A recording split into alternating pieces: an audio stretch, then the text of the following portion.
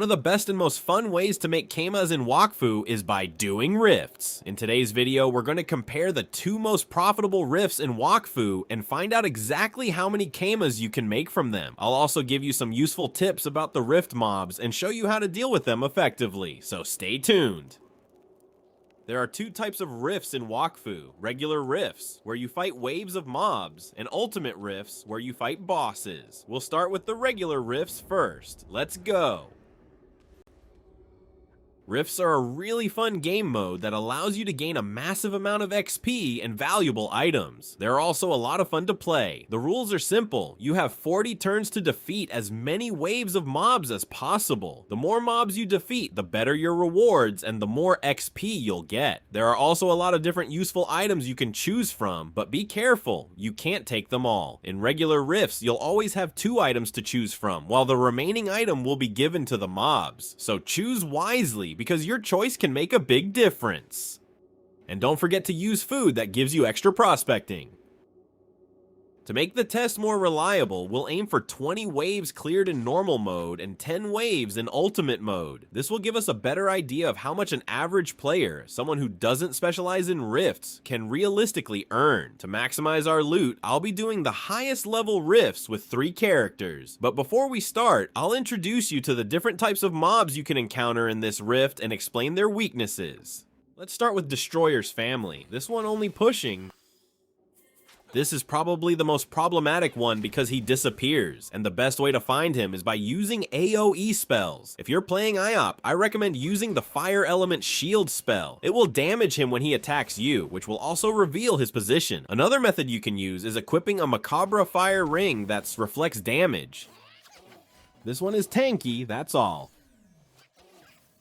All of them drop this little thing after they die. Be sure not to touch it because it reflects all the damage. If 2 of them get too close, new destroyer appear.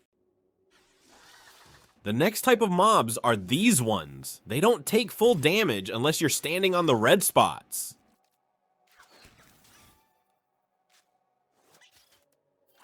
These one also steals your armor.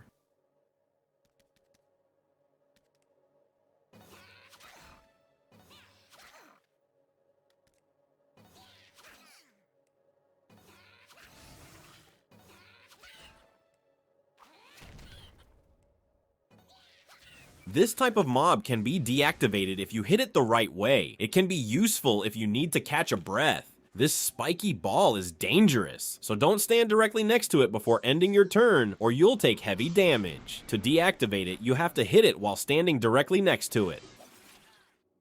This guy also can be deactivated if you hit him from behind.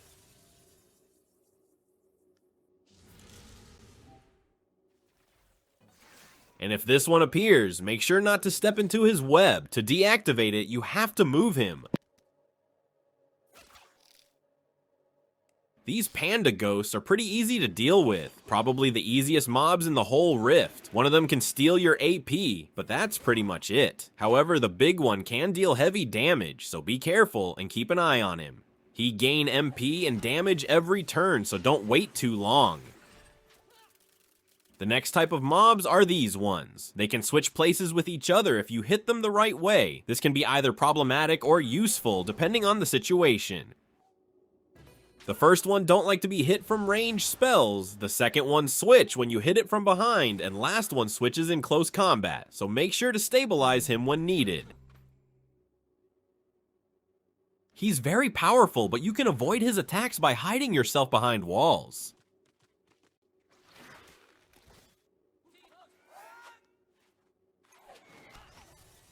This badgers are easy. First one can heal enemies and steal your AP. The second one receive full damage only from behind. And third one can deal a lot of damage. That's it. These mushroom mobs can be tricky. One can push you hard and the little one can deal huge damage from behind. So protect your back when he's near. Also, there is this purple tanky mob that steals your MP and the snake then can heal enemies. The mobs from Osamoda Dimensions are easy. And remember when Quab attacks you not to use MP points for moving because you will receive damage. This one is harmless. Just remember that the night weak spot is his back. And this mob removed lots of resistance, be careful. And that's pretty much it. Just remember that each wave of mobs gets progressively stronger. If you feel like you can't handle the next wave, try your best to survive, and don't start the next one. If you don't make it to the end, you won't receive any items. Okay, now I'll try to beat 20 waves. I can't wait to see the results. Enjoy!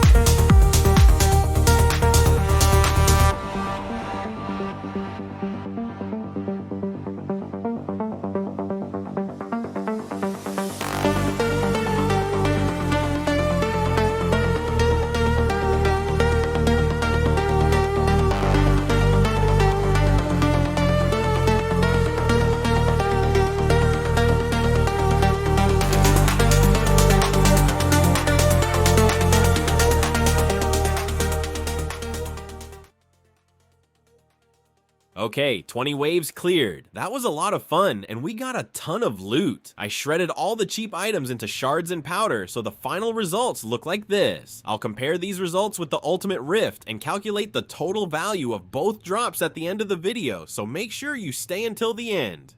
Okay, now it's time to focus on the ultimate rift. It's a little bit more complicated, but don't worry. I'll explain everything step by step. First, we need to buy a key, which costs around 200,000 commas.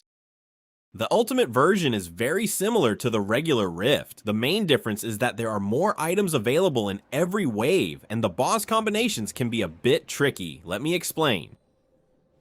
In this rift, we can face 9 different bosses. I'll start by explaining them from the easiest to the hardest in my opinion. This dragon is just a little bit annoying. You can't damage him unless you step on these eggshells first. That's all.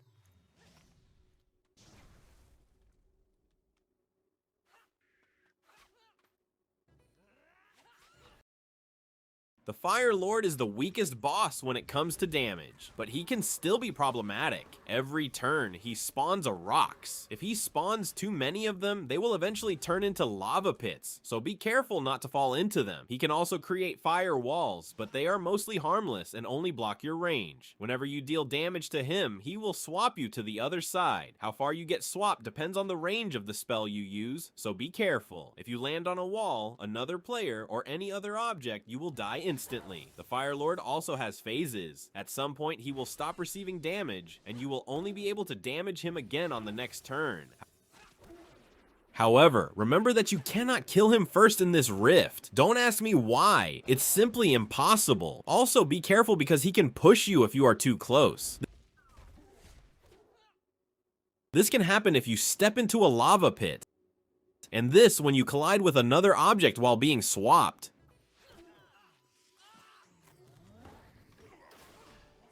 This bear spawns honey spots on the ground that you can pick up for an extra damage bonus. I usually use his honey to take down the other boss first, then finish the bear afterward. This creature has a lot of HP, but it is quite easy to kill. He doesn't deal much damage, but be careful because he can steal your armor. Also, avoid ending your turn close to him to prevent most of his damage. This fat pig can be dangerous. If he stacks lots of this circles on the ground, try to avoid them or you can get in trouble. Also, be aware of his pushing abilities.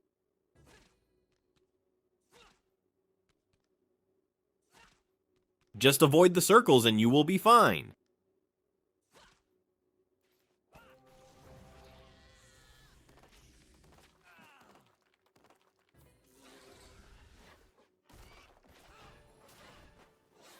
This eye creature is one of the most annoying because he can swap places. Also avoid squares that he spawns because it can damage you badly. If your allies are in them, try to push them out. If he appears with Fire Lord, attack him slowly because he can swap at any moment and you may die by collision from Fire Lord.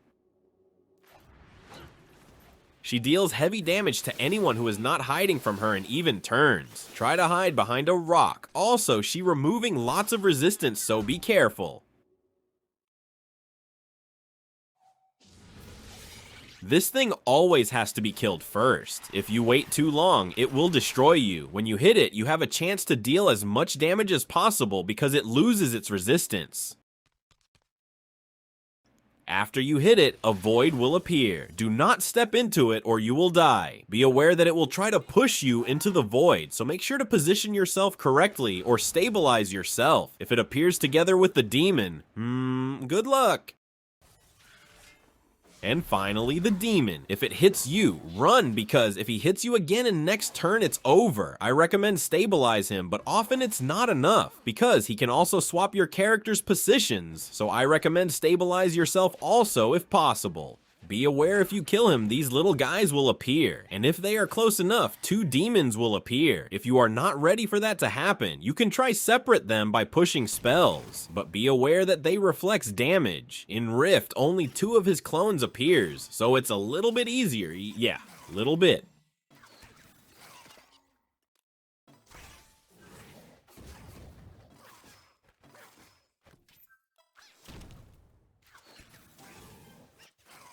Congratulations, now you are ready to face the ultimate rift yourself. You don't have to thanks me, just press subscribe, bro. Now I will smash 10 waves of bosses so we can compare our results to regular rift. And now relax and vibe with me to the music.